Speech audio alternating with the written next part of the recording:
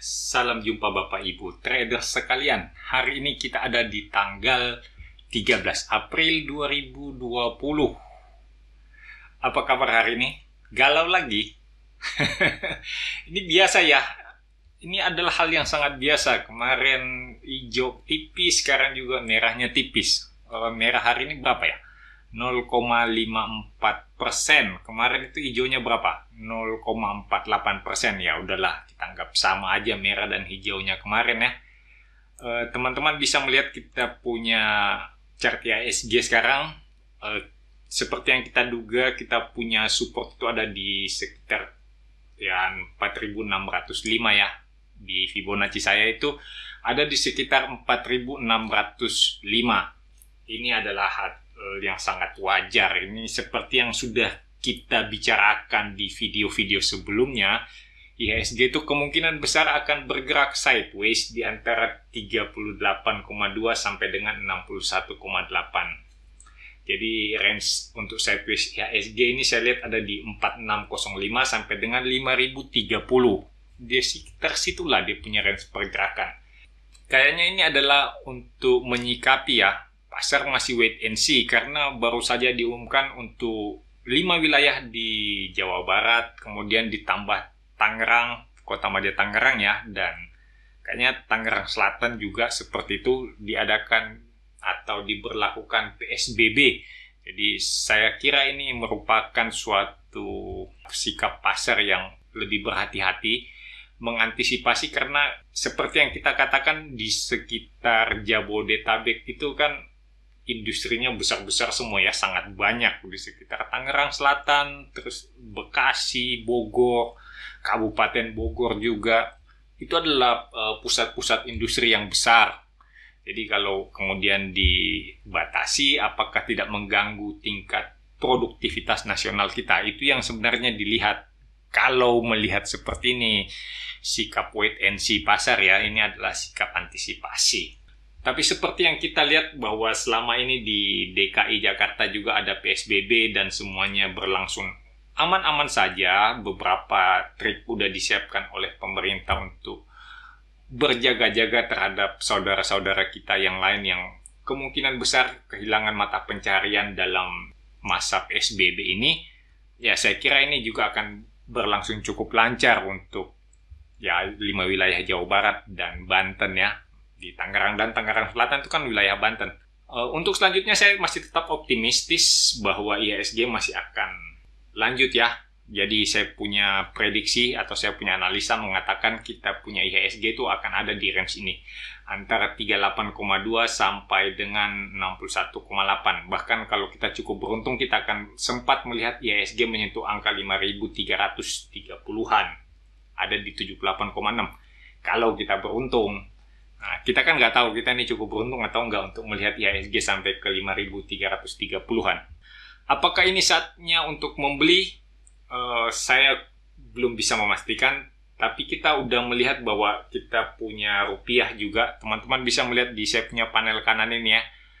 Panel kanan kita punya USD IDR itu sekarang ada di 15.620. Minus 180 poin dari penutupan sebelumnya. Artinya rupiah mengalami penguatan. Tentu saja ini adalah satu cerminan adanya langkah-langkah pemerintah di bidang keuangan ya, sehingga rupiahnya juga menguat. Ini satu hal yang bagus. Meskipun untuk mencapai suatu stabilitas itu diperlukan beberapa saat dulu untuk kita memastikan bahwa memang ya kita udah lebih stabil. Setidaknya ini lebih bagus daripada beberapa minggu lalu. Di sebelah sini kita lihat IHSG turun-menurun, kata Siong ya. Ini turun-menurun terus. Tingkat volatilitasnya cukup tinggi. Setelah dia mulai retracement, ada sedikit pengurangan tingkat volatilitas. 2 hari ini juga sangat-sangat tipis. Ya mudah-mudahan ini adalah satu sinyal yang baik untuk IHSG. Kawan-kawan yang baru bergabung di channel Stock Technician yang baru datang, saya mau ngomongin dulu ya. Saham-saham yang biasanya saya pilih itu saham-saham yang ya agak bikin galau, agak-agak apa ya namanya ya, udah mendekati support atau udah mendekati resisten yang perlu diwaspadai. Saham-saham yang mungkin aja dikatakan orang lain ini akan naik, tapi kalau kita melihat secara tren itu nggak memungkinkan, biasa juga saya bahas untuk counter supaya nggak terlalu percaya dengan satu pintu aja kan. Tujuan kita sebenarnya bukan untuk memberikan stock tick ya. Saya harus ulangin. Saya tidak bermaksud untuk memberikan stock tick melalui channel ini.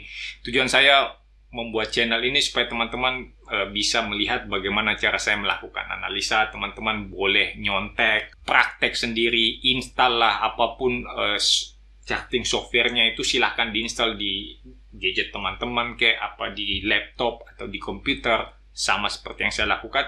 Teman-teman lihat kemudian melakukan langkah-langkah seperti yang saya lakukan. Itu adalah salah satu cara belajar yang saya kira lebih cepat ya daripada teman-teman kemudian mesti meraba-raba sendiri. Teman-teman udah baca buku kemudian nggak tahu bagaimana penerapannya. Percayalah, saya juga membaca buku dan apa yang saya lakukan ini adalah hasil dari saya membaca buku. Jadi teman-teman baca buku kemudian lihat cara prakteknya seperti apa, penerapannya seperti apa, ya kita sediakan di sini. Saya tidak mau menyediakan stock tick, saya hanya memberikan contoh bagaimana cara melakukan analisa teknikal sehingga teman-teman bisa mandiri. Seandainya saya memang berniat hanya memberikan stock pick, ya saya nggak akan bikin channel ini ya. Saya mending bikin satu layanan premium untuk memberikan stock pick, jelas-jelas ada bayarannya daripada ini hanya di YouTube. Kalau teman-teman masih bingung juga, mungkin ada yang bingung cara saya melakukan analisa dengan Fibonacci atau saya menggunakan indikator. Nanti kita akan adakan workshop online. Pasti kita akan adakan. Cuman saya belum tahu aja kapan waktu yang tepat untuk bikin kelas online lagi. Teman-teman stay tune aja di channel Stock Technician. Nanti kalau ada pelatihannya kita pasti umumkan. Ya setahun paling nggak ada 2 atau 3 kali lah kita bikin pelatihan. Kita bikin workshop secara online, jadi teman-teman dimanapun bisa mengikuti. Untuk saat ini, teman-teman silahkan tinggalkan aja kode saham yang ingin kita bahas bersama di kolom komentar. Nanti kalau kita lihat bagus, kita akan bahas. Tenang aja. Selalu begitu kan? Mari kita lihat saham BBCA. Oke, BBCA kayaknya kita mesti sedikit melakukan geser-geser ya, penyesuaian setelah terlalu lama kita nggak nengok BBCA, udah bergerak turun terlalu jauh. Nah, yang merah itu udah saya pindahkan, sekarang bekerja sebagai support. Yang di atas ini, yang warna hijau ini sekarang saya akan ganti warnanya. Saya akan ganti warnanya dengan warna merah, supaya jelas bahwa ini adalah resisten, sedangkan yang di bawah ini adalah support. Teman-teman bisa melihat dengan jelas, saya punya support dan resisten sangat mudah, nggak ada trik tersembunyi, karena semuanya saya letakkan hanya berdasarkan ada gap, ada pembalikan arah, ya saya tarik aja support dan resisten. Nggak ada sulit-sulitnya kok. Sekarang untuk titik paling rendahnya saat ini ada di bawah sini. Saya akan kasih dia warna hijau ya. Nah, ini dia warna hijaunya. Teman-teman sekarang boleh melihat kita punya BBCA sedang berusaha untuk menembus resisten di kotak merah di angka 30.700-an. Ya, ini adalah salah satu bentuk untuk menembus resisten, tapi ternyata belum cukup kuat ya. Nah, BCA mengalami sedikit retracement. Saya kira akan testing area support kotak kuning ini. Dilihat dari penurunannya ini mestinya sih dia turun lagi ya, sampai kalau bisa sih volumenya ada seperti ini, tipis-tipis aja. Jadi walaupun sekarang kita melihat memang dalam perjalanan retracement ini terjadi penurunan volume, tapi saya kira masih akan berlanjut turun beberapa saat lagi. Ya mungkin aja kalau besok IHSG hijau, BBCA juga ikutan hijau. Seperti yang kita katakan di IHSG akan bergerak sideways, ya mungkin juga itu akan terjadi di BBCA, karena BBCA ini salah satu penggerak IHSG. Jadi kalau BBCA-nya udah sideways duluan, ya kemungkinan IHSG-nya akan lebih mudah mengikuti. Untuk teman-teman yang punya BBCA, saya kira masih bisa menahan diri, jangan dulu jualan, jangan terlalu gugup. Nanti toh kita masih bisa beli lagi di bawah sini. Kalau memang dikasih di sekitar 26.500-an, itu masih bisa dapat kayaknya ini ya, dengan model candle seperti ini kecil-kecil, volume juga menurun, kayaknya masih bisa dapat. Jadi ya jangan dulu langsung gugup untuk jualan gitu, karena memang supportnya masih terlalu jauh. Atau kalau mau jualan juga boleh, tapi saya sih untuk melihat candle seperti ini saya rasanya belum mau menyarankan untuk jualan. Ini sebaiknya masih di hold aja. Toh kita masih melihat ada higher high dan higher low. Kayaknya masih cukup kuat lah ini.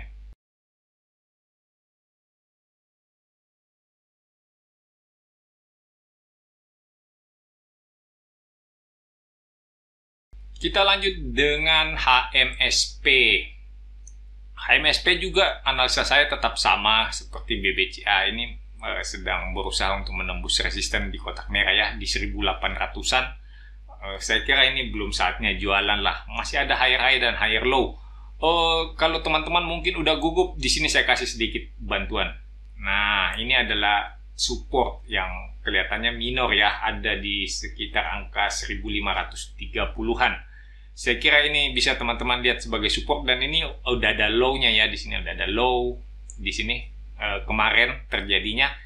Hari ini kita bisa katakan ya dia udah mantul, tapi karena dia bentuknya doji, bisa jadi besok dia masih melanjutkan turun dulu untuk retesting support. Kayaknya ini sama pergerakannya dengan BBCA, sama kayak IHSG, ini kayaknya akan bergerak naik. Saya lebih optimistis untuk mengatakan HMSP ini akan bergerak naik dan membuat higher high. Oh ya, ada pertanyaan, apakah ini sedang membuat inverse head and shoulder? Saya kira ini nggak bisa dikatakan inverse head and shoulder ya, karena ini tidak terkonfirmasi. Kalau ini adalah left shoulder kita lihat sini volumenya segini, kemudian di daerah headnya itu volumenya kayaknya lebih tinggi ya, lebih besar-besar di sini. Kemudian ya di sebelah kanannya sih emang kecil, di right shoulder ini lebih kecil volumenya. Makanya kayaknya saya nggak bisa mengatakan ini sebagai inverse head and shoulder. Tapi tunggu dulu, kita coba lebih teliti. Ini adalah untuk left shoulder di sini. Nah, ini headnya kan lebih tinggi. Di bagian head ini kan lebih tinggi dia volumenya. Saya kira ini kita nggak bisa mengatakan inverse head and shoulder. Maka teman-teman mesti lebih berhati-hati untuk mengatakan ini inverse head and shoulder. Lebih aman, untuk lebih memastikan, mending kalau mau beli HMSP itu di atas ini ya, setelah menembus 1890 atau 1900 lah, udah itu lebih aman setelah menembus resisten. Paling nggak kita punya alasan yang lebih kuat bahwa memang kita udah melihat terjadi higher high dan higher low yang cukup panjang. Kemudian HMSP akan memasuki fase sideways yang lebih gede lagi. Ya mungkin aja kan kita bisa sampai ketemu lagi dia di angka 2350-an. Mungkin aja, semoga aja mestakung ya. Semesta alam mendukung, mestakung. Ya, semoga aja. Mengingat kita punya IHSG akan bergerak sideways, kemungkinan ya HMSP juga bergerak sideways di antara kotak kuning dan kotak merah.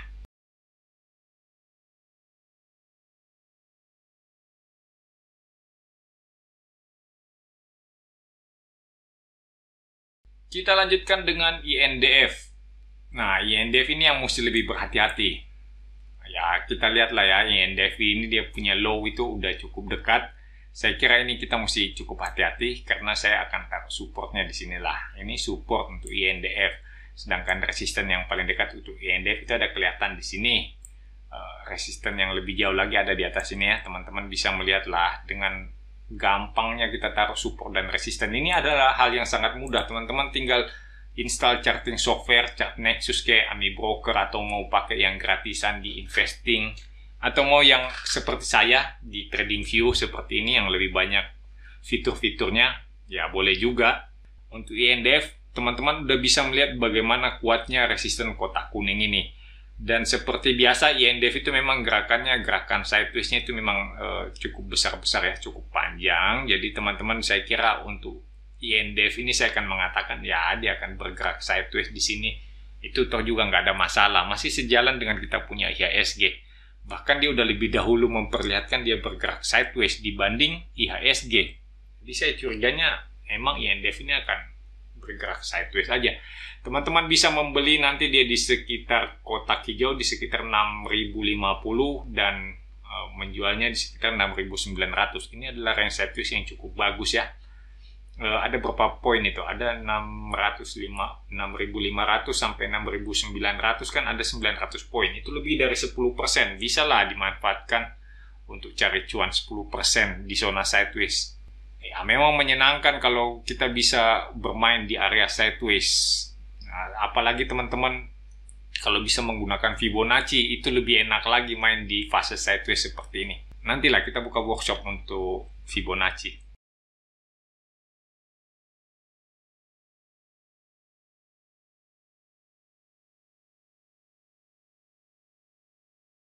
Kita lanjut dengan Harum. Harum udah jelas ya, udah jelas banget kan Harum, udah sampai di resisten. Teman-teman gak usah nanya lagi ini resistennya dari mana. Resistennya ini udah ada sejak kapan ya? Sejak Pangeran Diponegoro masih bujang kayaknya udah ada resistennya di situ.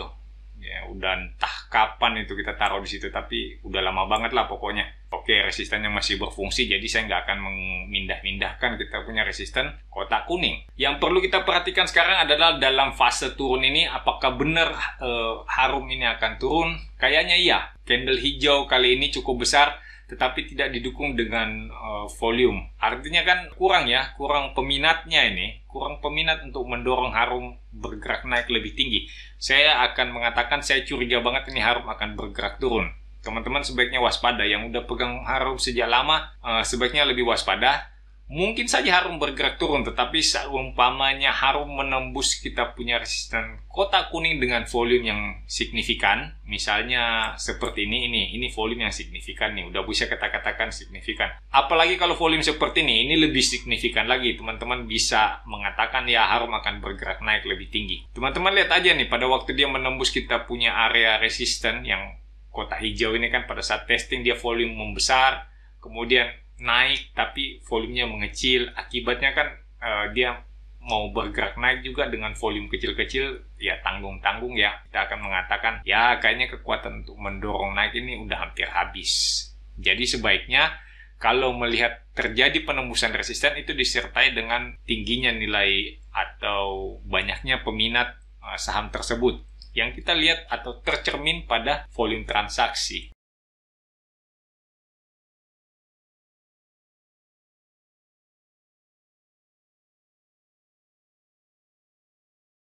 Kita lanjutkan dengan Friend. Nah, Friend juga sama jelasnya seperti Harum ya.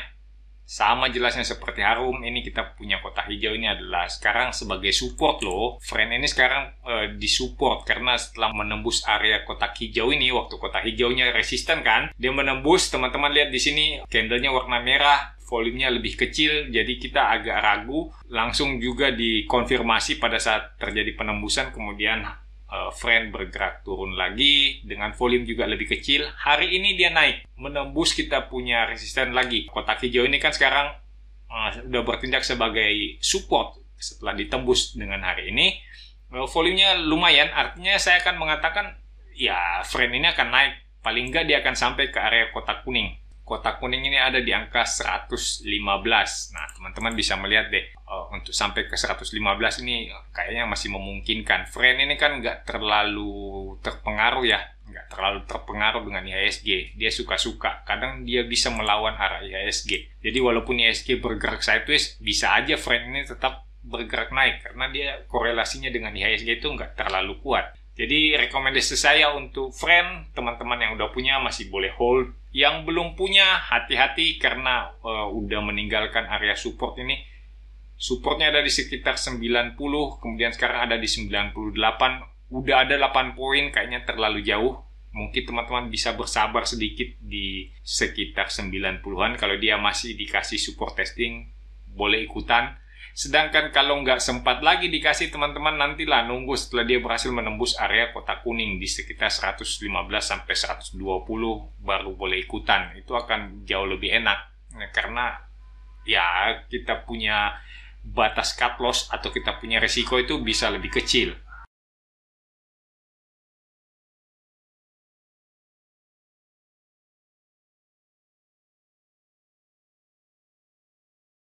Next kita punya ICBP. ICBP juga kayaknya masih santuy ya, masih bergerak sideways. Kayaknya ini mirip sama INDF ya, mereka kan saudara ya. Saudaraan, mereka masih ada hubungan family gitu. Mungkin kalau ditelusuri dia punya silsilah keluarga itu bakalan ketemu lah saudaraan. Yang satu induk, yang satu anak. Menurut saya ICBP ini bagaimana ya? Teman-teman lihat volumenya sih imut-imut di sini ya, nggak terlalu menyenangkan. Saya kira ini nggak bagus lah ini ICBP, bergeraknya lambat. Ya kayaknya sih ini bergeraknya lambat, nggak cocok lah untuk trader-trader yang pengen gerakan lebih cepat. Nah, kayaknya ini lambat lah, nggak cocok lah untuk teman-teman trading di ICBP. Saya kira kalau mau cari yang saham-saham untuk trading mesti cari yang lebih cepat ya. Meskipun ini tetap bergerak naik, kita akan mengatakan ICBP masih bergerak naik, cuman ya lambat aja. Sesekali muncul candle-candle besar seperti ini, candle besar seperti ini, dan itu adalah hal yang cukup langka di ICBP kayaknya ya. Langka. Kebanyakan tuh candle-candle kecil. Agak sabar ini kalau mau trading di ICBP. Meskipun saya melihat ini masih akan bergerak naik. Higher high, higher low kita katakan. Ya masih akan bergerak naik. Cuman memang lambat aja. Saya nggak merekomendasikan untuk trading di saham seperti ICBP ini.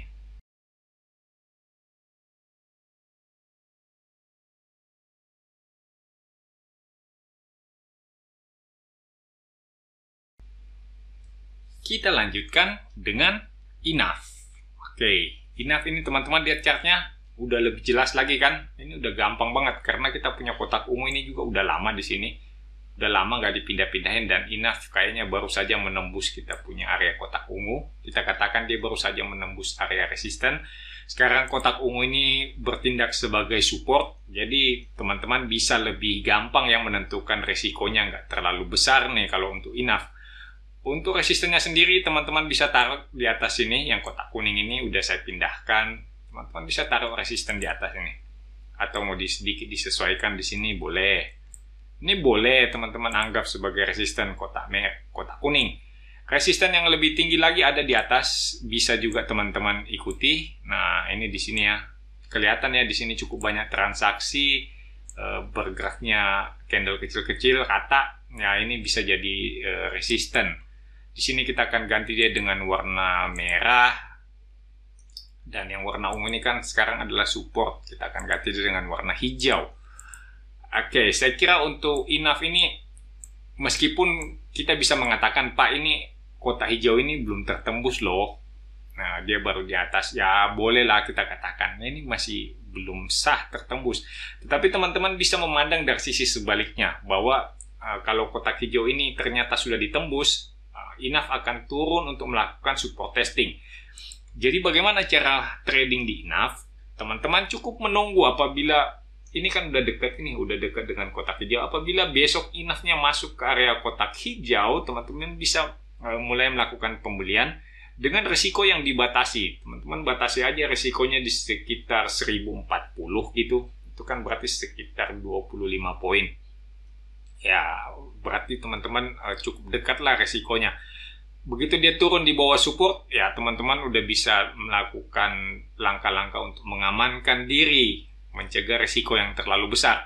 Sebaliknya, apabila INAF tidak mau turun, tidak mau masuk ke area kotak hijau, udah mantul ke atas, teman-teman boleh kejar, karena INAF akan kita katakan, ya INAF udah support testing hari ini, dan ternyata supportnya kuat, INAF kembali bergerak naik. Dari mana kita punya keyakinan bahwa INAF akan bergerak naik? Kita lihat aja pada waktu dia berusaha menembus kita punya kotak hijau sebagai resisten itu, di sini dicoba naik dengan volume yang besar. Kemudian waktu dia coba naik lagi di sini volumenya cukup besar. Hari ini dia support testing dengan volume yang kecil. Saya pikir ini satu pertanda yang bagus untuk INAF. Semoga aja ini support kotak hijau ini kuat sehingga bisa mendorong INAF naik lebih tinggi. Saya kira cukup sampai di sini ya untuk pembahasan kita hari ini. Saya kira ada beberapa saham yang kelihatannya cukup bagus. IHSG juga saya perkirakan besok masih hijau karena dia akan bergerak selang-seling, namanya juga sideways. Merah hijau bergantian. Saya kira besok akan hijau. Teman-teman bisa melihat saham-saham yang penggerak utama IHSG. Ada tadi kita bahas HMSP, ada ICBP, ada INDF ya. Itu saya kira cukup besar. Ada juga BBCA ya. Saya kira itu juga besar sekali untuk pengaruh BBCA ke IHSG. Teman-teman bisa perhatikan besok kalau misalnya kita perkirakan IHSG akan hijau, mestinya BBCA akan hijau sehingga mendorong IHSG lebih mudah untuk dihijaukan. Tetap tinggal di rumah, tetap sehat. Walaupun Anda sehat, Anda tetap bisa menjadi carrier untuk orang lain. Salam cuan untuk kita semua.